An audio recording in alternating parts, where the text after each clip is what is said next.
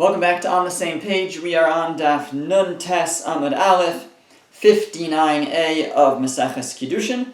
We're starting 10 lines down from the very last word on the line.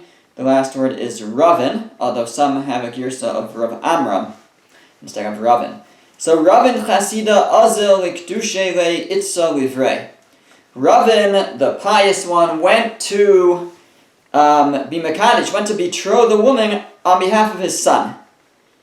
In the end, Kidsha L'Nafshe. In the end, he betrothed her to himself. That was the story. He went to get to on behalf of his son to give Kiddushin. Instead, he gave his own Kiddushin and he married her. The Gemara asks, Vehatanya, but we learned in a Brisa. We learned this last week. The Brisa says, Masha Asa Asui, that if you are going on behalf of someone else as an agent to betroth someone, and then you intercept her, and instead the agent, the friend who's going, is Mekadesh her instead, it's done, but he's conducting himself in a way of trickery. So is it possible that Ravin or Rav Amram, whoever this was, acted in such a deceitful manner? So what was going on? How could he have done this? So the Gemara says, the lo yahavuha nihale. The story was that they didn't want her to marry his son. They turned him down. So he first mentioned the shidduch with his son. They said, no thank you. So then he said, what about me? So the Gemara says, okay, so that explains it, but yibayilelo do it. Still, he should have told his son. Before, it's derech eretz, it would be proper conduct, before he goes and marries her, to go and tell his son how it worked out. So the Gemara says, Savar adachivachi asa neshachrina mekadishla. He was concerned that by the time he went back and then came back again, somebody else would have come and betrothed her, so he didn't want to wait till he went back to his son to tell him what was going on, and so he was mekadesh her now. Okay, the Gemara brings a similar story, just in regards to a sale. The Gemara says, Rabba bar bar Chana yahiv lezuze l'Rav. Rabba bar Chana gave some money to Rav, and Amar Leng, he said to him, Zavna nihali lahai ara. Go and purchase this certain plot of land for me with this money that I'm giving you. Go be my agent in purchasing this land. Azal, so Rav went, Zavna l'nafshe, and he bought it for himself. So the same type of thing. He was the agent, he was supposed to buy it on behalf of Rabba bar bar Chana, and instead he bought it for himself. So the Gemara asked the same question about Tanya, but when you're learning a Brisa, Masha Asa Asoyel Shenagbo Minagramos, we said with regards to Kiddushin, but it's no different over here, that if you're an agent, and you instead step in and take the Kiddushin for yourself, give it for yourself, so it's what's done is done, it works, but it's Minagramos, it's deceitful, you're a trickster. So could it be that Rav was acting in a deceitful manner? So the Gemara says, Baga da alime hava. Havale. It was this land was located in a valley that was full of alime, some very strong, perhaps violent people, and they would not have sold it to Rabba bar Chana. Li Rav nahagi bekabod. They respected Rav still, and therefore they were willing to sell it to Rav. But li Rabba bar Chana lo nahagi bekabod. But they did not have any kavod, any respect for Rabba bar Chana, and they would not have sold it to him. They were particular about who they let into their neighborhood. So, again, the Gemara asks, okay, fine, so we understand that it wasn't possible for Rav bar Chana, so that's why Rav did it. But again, he should have told him before he went and did that. Savar, no, again, he thought the reason why he didn't wait to tell Rabbi bar Chana is while he was concerned, in the meanwhile somebody else would come and purchase the land. Okay, another similar type of story. Rav Gidel hava mahapech bahi ara. Rav Gidel was looking into a certain piece of land. So he had his eye on a certain piece of land and was thinking of buying it, planning to buy it. Azal Rabbi Abba Zavna. In the meanwhile, Rabbi Abba came and bought it. So Rav Gidel was not happy about this. Azal Rav Gidel, Kable Rabbi Zera. So Rav Gidel went and he complained to Rabbi Zera about what had happened. That he was looking into buying this land, and Rabbi Abba came in and swooped in and bought it. So he complained to Rabbi Zera. Azal Rabbi Zera v'kable Rabbi Yitzchak nafcha. Rabbi Zera went and presented this case before Rabbi Yitzchak nafcha. Amarle, so Rabbi Yitzchak nafcha said, Hamting ad sheyala etzleinu l'regel. Let's wait until he travels here during the holiday, and then we will confront him on this matter. It was regular during the holidays, around the holiday time when they were learning about the upcoming Yom Tif, that people would travel to see their Rebbe. And so he said, Rabbi Abba is going to come here, we'll ask him then. Kisalik, when he came, Ashkechei, so Rabbi Yitzchak Nafcha found him, Amar Le, he said the following to Rabbi Abba. Again, Rabbi Abba was the one who swooped in and bought the piece of land. So Rabbi Yitzchak Nafcha asked him, Ani mahapich b'charara. If there's a poor person, and he is examining a loaf, he's trying to take possession of it. Either it's hefker, it's ownerless, or there's somebody he wants to give it away, and he's kind of he's looking into it, or he's trying to get it. And somebody else comes and takes it from him. Mai. What do you think about that? This is what Rabbi Yitzchak Nafcha asked Rabbi Abba. So Amarle, so Rabbi Abba said, Nikra Rasha. He's a Rasha. He's called a Rasha. That's wicked. That's a terrible thing to do. You see a poor person, he needs this bread, and somebody else comes and takes it from him. Rasha. So Rabbi Yitzchak Nafcha said to him, Ve'elamar mai taima avatachi. So you master, why did you act that way? That's exactly what you did. Rav Gidel was looking into a piece of land, and you went and bought it. Amarle, so Rabbi Abba said, Lo hava yadana. I didn't know. I didn't know that he was trying to get it. So Rabbi Yitzchak Nafcha said, okay, now you know. So hashtanami nisvani hale. So now you should give it to him. Nisvani hale. Mar.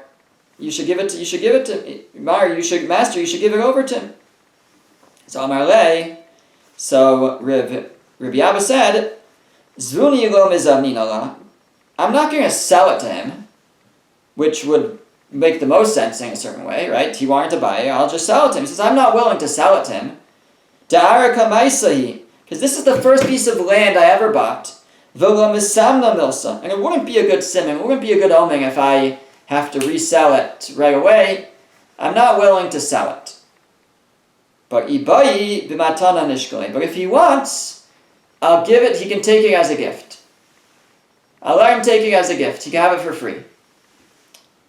So what happened though? Rav Gidel lo nachisla. But Rav Gidel would not descend and use the land. This land that he originally wanted to get, Rabbi Abba swooped in and bought, and now Rabbi Abba was going to give him as a gift. He wouldn't go. He wouldn't take it. Dichsiv, because the pasuk says, the verse says in Mishlei, "V'sonei matanos yichya." One who hates gifts will live. He didn't want to accept a gift. Rabbi Abba lo nachisla. But Rabbi Abba also wouldn't use the land. Mishum dahapich ba Rav Gidel, because this was the land that Rav Gidel had been checking out, and he had unknowingly, not knowing that Rav Gidel wanted it, he went and tried to get it, so now he didn't want to use the land. So nobody was using it. Now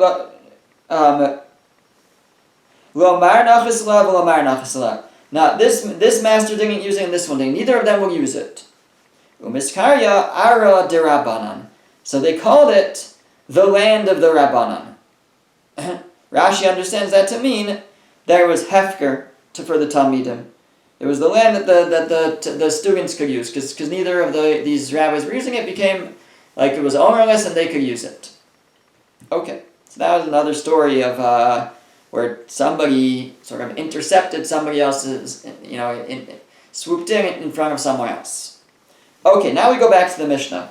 The Mishnah had said that if a man says to a woman that you'll be mekudeshes to me after 30 days, and then in the meanwhile somebody else came and gave her Kiddushin, then that other person is now married to her because the way that the first guy said it was that it would only take effect after 30 days. Well, in the meanwhile, somebody else came in, so it can't take effect. So the Gemara asks, it quotes the Mishnah, after 30 days. If a man says to a woman, be mekudeshes to me after 30 days, fine. So the Gemara asks, what if nobody came? What if nobody did come and to give her Kiddushin within the 30 days? What's the halacha? Does it take effect after 30 days? Because all the Mishnah told us was, if Ruvain says to a woman, you'll be mekudeshes to me after 30 days, and in the meanwhile Shimon comes and marries her and gives Kiddushin, Shimon is the one who's now mekudeshes to her, not Ruvain. But what if Shimon didn't come? It never tells us what would happen after 30 days. Would the Kiddushin go through now? The implication is it would. But that's the Gemara's question. Would it go through? So the Gemara says, Rav and Shmuel, Damri Tavayim, Mekudeshes. Rav and Shmuel, both of them say yes, the Kiddushin works. As is the mashmos, that's what's really implied in the Mishnah. Now, what's a chiddush, what's novel about this is V'afal pishnis achul hamos. That this would be true even if the money has already been consumed, the money's gone. So he gives her money for Kiddushin, but he says here's money, but the Kiddushin is only going to take effect in 30 days. So you might think that she has to have the money then at the 30-day mark to be able to kind of accept it again at 30 days for the Kiddushin to work. Rav and Shmuel say no, it works even if the money's gone. My timer, what's the reason? It says the reason is because Hani Zuzi Lola Milva Damu V'Lola Pikadon Damu. It's not comparable to a loan, and it's not comparable to a pikadon, to an item that someone has given to watch. So, you may recall when we learned about these things, so a milveh, a loan, if a man lends a woman money, and then later says, the money that I lent you, that money should be the Kiddushin. So that doesn't work, because once he lends it to her, he owes her money. Sorry, she owes him money, but the money that she's holding isn't his anymore because milva lo tzadin, a loan is meant to be spent. So the cash is no longer related to the lender anymore. So you can't say that cash will be the Kiddushin because it's as good as gone. Whether she spent it or not, it's gone. That's with a loan. With a pikadon is if I give something to somebody to watch. So if a man gives a woman something to watch, and then after 30, and then he says, you know what, keep the item, it should be Kiddushin. So as long as she has the item, so then it could be Kiddushin because she's getting something. Or even if she has some of the item, as long as there's a pruta worth of the item there, it's Kiddushin. But if the item was stolen or lost, or whatever, stolen, if it's no longer here, so then the Kiddushin won't work because there's nothing, the item's not here anymore. Our case is where he gave it to her, not as a pikadon, not something to watch, not a loan, but from the start it was given to her as Kiddushin. So the Gemara says that it works because it's not a milvah, it's not a pikadon. It's not a loan and it's not an item to watch.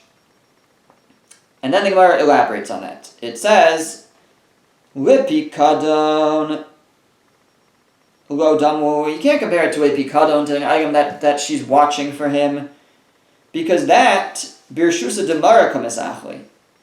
Because a pikadon belongs to the original owner still.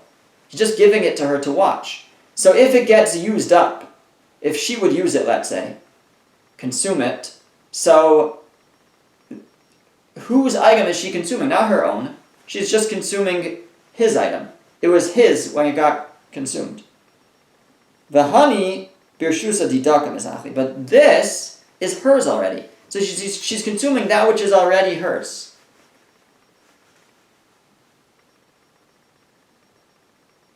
And that is something that, so it means that she benefited from her own item, as opposed to a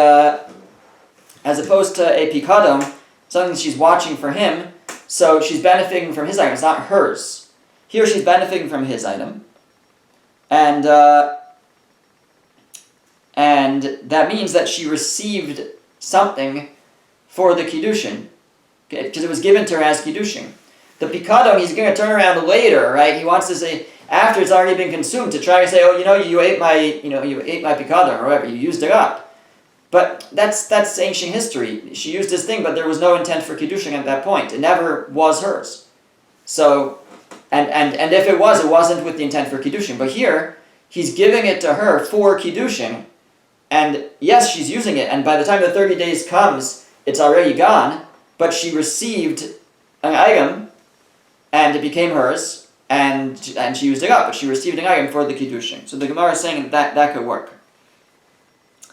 And l'milve nami lo damu, you also can't compare this to a loan.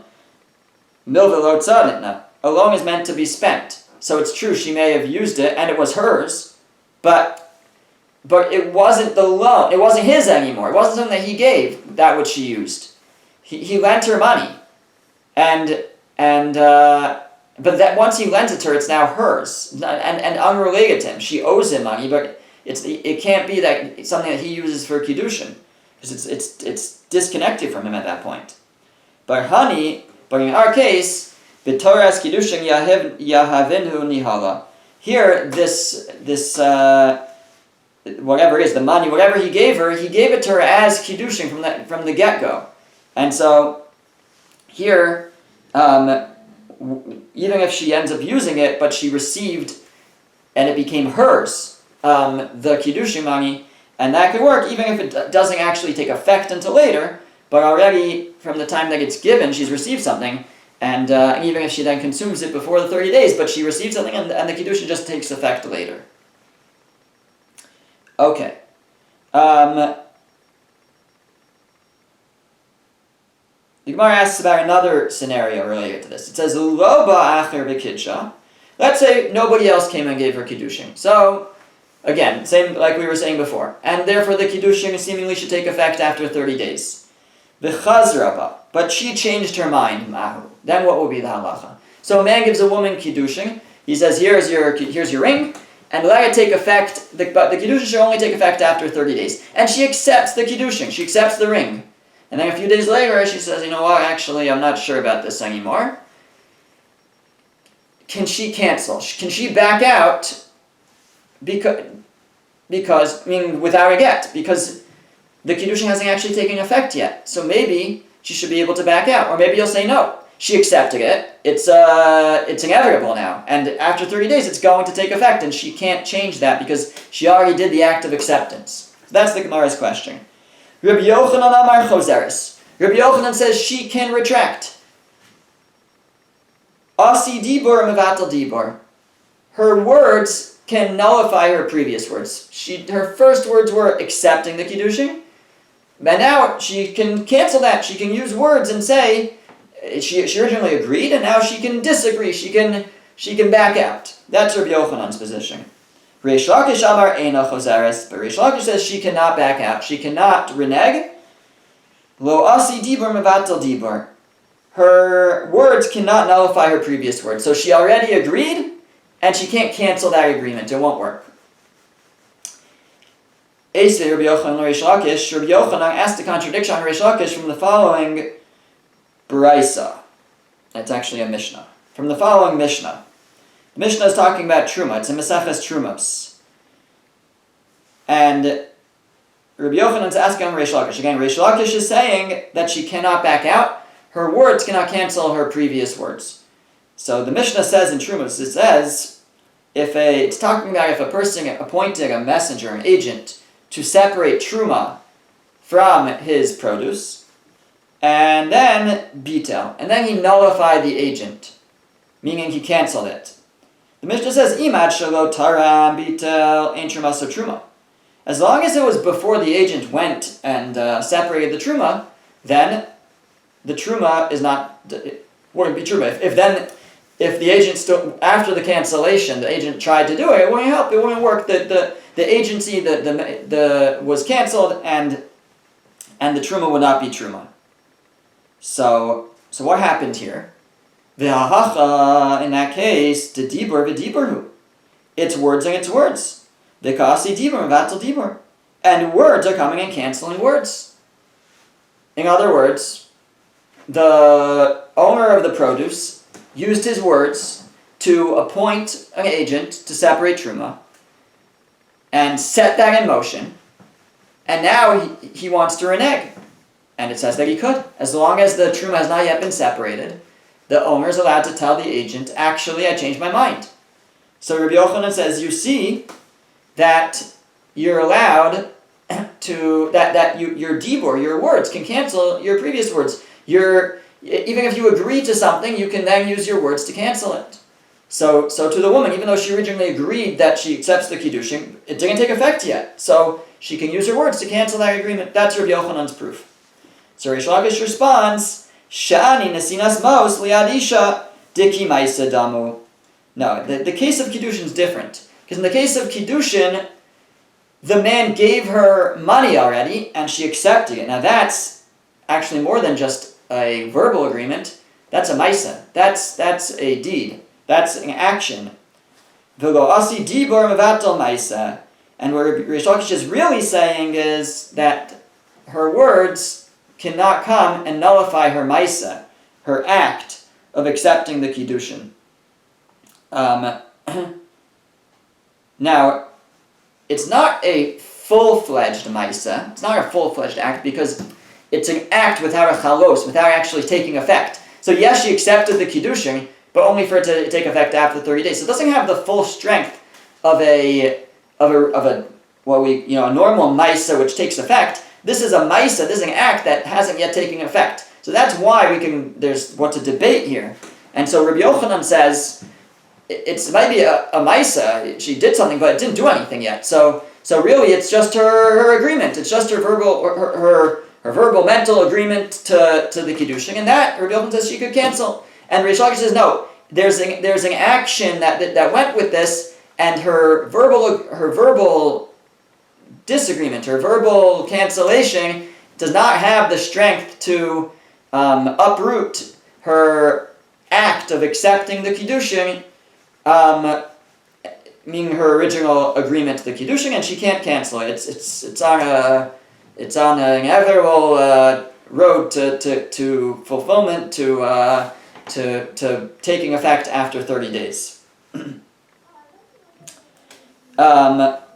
Okay, now we have another question. Esvei. So Rabbi Yochanan had another question from another Mishnah or Brisa. This is in Gittin. Hashalech get le'ishta. If a man sent a get, a divorce document, a bill of divorce to his wife, v'gia b'shliach, and then he encountered the shliach, the agent, before the agent delivered the get, and he canceled the agent. Or he sent another agent to go and catch his first agent to cancel it. Ve'amar lo, and he said to him, Get shenasati l'cha batalhu. The get, the bill of divorce that I gave you is batal, is nullified. Harei zeh batal. It works to nullify it. So that's the Brisa, or the Mishnah. So Rabbi Yochanan says, "V'hanesinas get liad shliach deki nesinas maos liad ishadami." Now, handing the get, the bill of divorce, to the hands of the shliach, to the agent to deliver, is like handing the money to the woman for Kiddushin. There's an act there. There's a maisa. Uktani, and yet that Mishnah says harezeh batal, that it's nullified. He's able to cancel it. So Rabbi Yochanan says to Reish Lakish, you see that even when there is a maisa, even when there is an act that is coming along with his words, still your words can cancel it. He gave the get. He did an act of handing this get to his agent to give to the woman, and now he catches up with the agent and he says it's canceled, it's nullified, and he's able to nullify that appointment. So too, says Rabbi Yochanan, even though he gave the Kiddushin to her, and there was a maisa there and a deed, and she agreed, but she should be able to nullify it with her words. So Reish Lakish answers, no, it's different. Hasam nami kokama d'lamata gita liyada dibur v'diburhu. He says that's different. You're comparing the agent to the woman. That's different. The act of handing the get to the agent is nothing. it's not part of the, handing the get to the agent is not part of the act of giving a get. Until he gives the get to the woman, there's no act that has any potential for having an effect, for having a chalos. So it's dibur v'diburhu. That's still just speech and speech. That's just verbal agreements. Si dibur mevatel dibur. And over there we say that dibur, the original, the man's cancellation when he catches up with the agent, can nullify his original words, his original appointment of the agent. But the case of the isha, of the woman, and the kiddushin, so there Reish Lakish says it's more than just that, he handed it to her. That's what is needed for the kiddushin, that he gives her the kiddushin and that she agrees to accept it. That's the maisa of kiddushin. Now it happens to be they did it in a way that it won't take effect for 30 days, but it's still there. The maisa, the deed, the action is there, and therefore you can't just cancel that with just saying I'm out. The full a dibur, just words, cannot cancel that maisa, that act. That's the position of Reish Lakish. Now Reish Lakish, now the Gemara turns around. Reish Lakish now asks on Rabbi Yochanan. Esvei Reish Lakish Rabbi Yochanan. We have a Mishnah. This one is a Tosefta in Maseches Keilim, talking about Tumah, the ritual purity and impurity. So we should just note before we read this. So in order for a vessel to be able to become tamei, to be a mekabel tumah, to be something that can become tamei, it has to be that it's a vessel, it's something functional. But B, it has to be that it's finished. It's a finished product. If it's still in the process of being formed, even if it's functional already, but if the uman, if the craftsman is still making it, so it's not yet reached its form, it can't become tamei. So the Brisa there says, Kol hakelim yardin lidei tumasan b'machshava. All kelim, all vessels, can enter the realm of tumah, of being able to become ritually impure, with just machshava, with just a thought. Meaning, not that it becomes impure, but it becomes a mekabel tumah. It becomes something that could become impure if it would come in contact with something tamei. It becomes that just by machshava, just by thought. Because whenever the craftsman decides that it's finished, so that thought, that decision that it's finished, makes it fit to become tamei.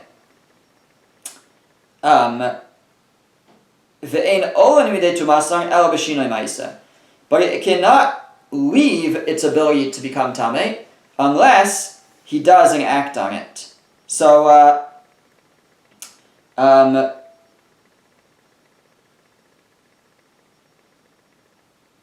this may depend if it already became tamei or tainted. So let's say you have a kli that the craftsman is forming, and he decides it's finished. So now it can be mekabel tumah, it can become tamei. Let's say that he changes his mind 2 minutes later and says, actually, I want to add more to it. So is it still able to be mekabel tumah? It's not complete anymore because he's planning to add more. So the Bryce is saying it still can be mekabel tumah until he actually starts to add to it, until he does a maisa. If he starts to work on it more, so then that demonstrates that he's continuing, it's not complete, and then it can't become tamei anymore until it's complete. But his decision that it's finished makes it able to become tamei. Then changing his mind that it's not finished will not change it. It still could become tamei. He would have to actually go ahead and do something and start working on it before it's now once again a kli that can't become tamei. That's one thing. The other part of this is that, let's say he makes the kli, he decides he's finished this vessel, and now it can become tamei. Let's say it does become tamei.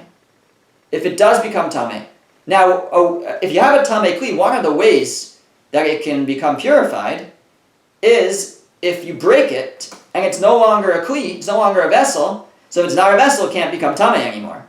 So what does he have to do if he has a vessel that is tamei, and now he wants to purify it without immersing in a mikvah or something? So what are his options? So So can you just decide, actually this is not a complete kli.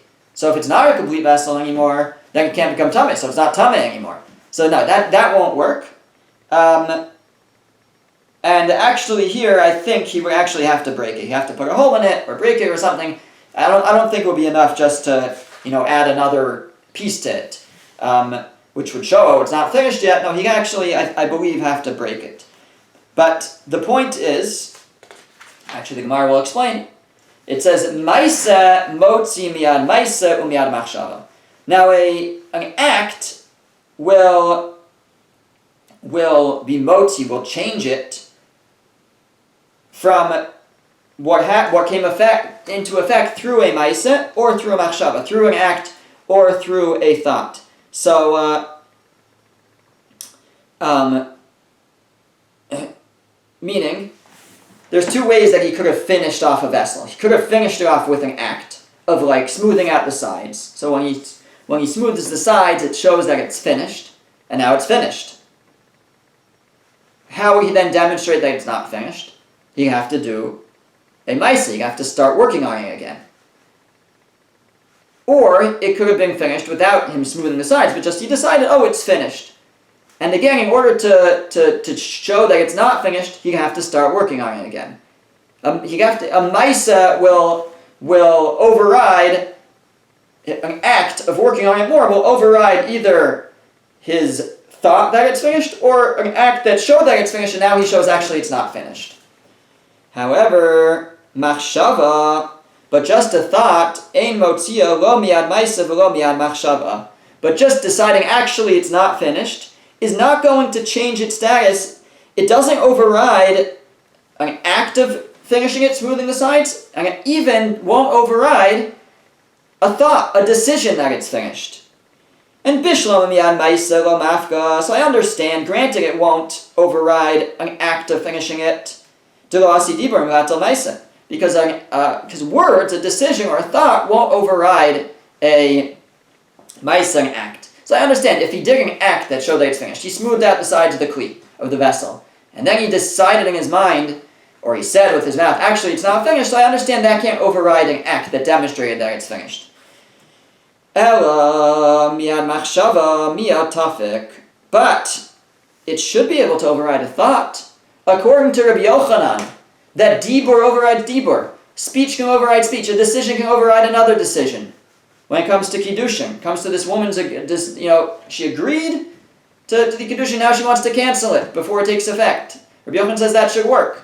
So ask Reish Lakish, so how come over here it doesn't work? How come when it comes to the Kli, the craftsman's decision that it's not finished, why can't that override his original decision that it was finished? You see that even dibur can't override dibur. Speech can override speech. Machshava cannot override machshava. Thought can't override thought.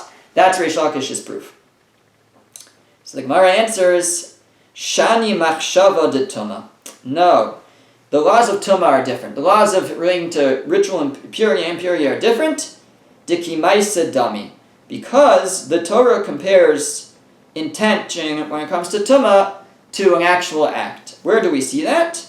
Ukid Papa, like the teaching of Rav Papa. Rav Papa Rami, because Rav Papa asked a question. Ksiv ki yiting. The pasuk says, in the context of there's something we started talking about hechsher tuma, of something being able to become tameh. So a kli, a vessel, in order to become tameh, has to be a vessel. But a food, before it could become tameh, has to have gotten wet. But the pasuk says, the way it actually says is, v'chiyutang mayim al zera, if water, I'm reading the pasuk outside now, if water is placed on a seed, v'nafal b'nivosam alav, and then a nevela, a carcass falls on it, that's tameh, tameh yulachem, then the food, the zera, the seed becomes tameh. So food could become tameh if it's wet. So Rav Papa says, the way it's written is ki yitain, yud taf nun. Vikarinan ki yutan, but the nikudos, the vowelization and the pronunciation is ki yutan. So yitain is if he places it. Yutan means it got placed. So haketza. So which one is it? Does he have to place the water there for it to make the food able to become tameh? Or even if the water got there by itself? So the Gemara says haketza. Ki yutan dumya dekitin. What's teaching me is that it could be, even if it's placed, that it could become tameh. But even if he didn't place it, but it just got there on its own. But dumya dekitin. But it has to be similar to if he placed it. In what way? Ma yitain denichale, af yutan denichale. Just like if he placed the water there, he washed off his fruit or something. He placed the water there. So he wanted it to get wet. So just like there, it only can become tameh if he wanted it to happen. So too, even if it came by itself, but if he wanted it, or only if he wanted it, will it be able to become tameh? So we learn from here that the fact that the word yutan, if water got placed on it, which if you just at face value, that sounds like any food that water got placed on is now able to become tameh if it comes in contact with something tameh. But it's written without the vav. It's written like yitain. So what does that teach me? Says Rav Papa teaches me that it's not any water that gets placed on it. By the way, it's not just water. It's any. There's seven liquids. But the verse speaks about water explicitly. So it's not just if water got placed on it. If something got wet, now it could become tameh. It has to get wet in a way that's similar to that you got it wet, which is that it has to be that you're happy that it got wet. If you're happy that it got wet, so now it could become tameh. Okay, that's what Rav Papa taught. So says Rabbi Yochanan, what we see is that when it comes to tumah, so intent and machshava, thought, is important. And it's important it becomes like a maisa. That if the water got there on its own, I didn't do any act, but I thought, I'm happy that it's there, I'm happy for it, then it becomes as if I put it there, in a certain sense. So it's the equivalent of as if I put it there, and it could become tameh. So says Rabbi Yochanan, the laws of tumah are different. In the laws of tumah, machshava, thought, is elevated to a maisa, to an act. And that's why, if the omer decides that the vessel is done, that's like an act. He can't just override that with another thought and intent that it should be undone. Because when it comes to tumah, a thought is as powerful as an act. But says Rabbi Yochanan, you can't ask about that onto Kiddushin. I'm talking about Kiddushin. Kiddushin doesn't have those rules. By Kiddushin, a thought can override a thought. Her original agreement to accept the Kiddushin, since it is not taking effect, she's allowed to then renege, and her second dibur, her second statement, that I changed my mind, can override her original acceptance of the Kiddushin. That is the position that Rabbi Yochanan maintains.